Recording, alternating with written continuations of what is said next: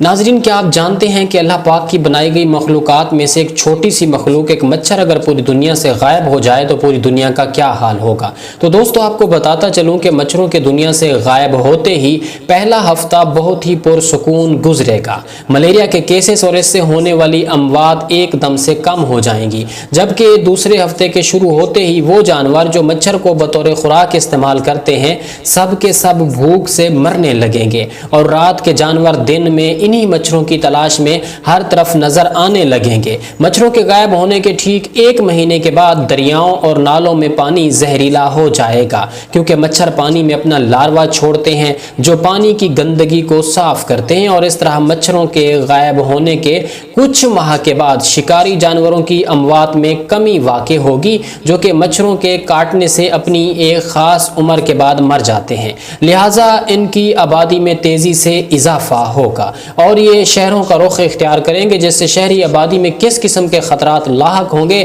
آپ سوچ بھی نہیں سکتے، جس کا آپ اندازہ بھی نہیں لگا سکتے۔ اسی طرح ایک سال کے بعد اس دنیا سے چاکلیٹ ختم ہو جائے گی، کیونکہ کوکا بینز کے پودے کو پولینیشن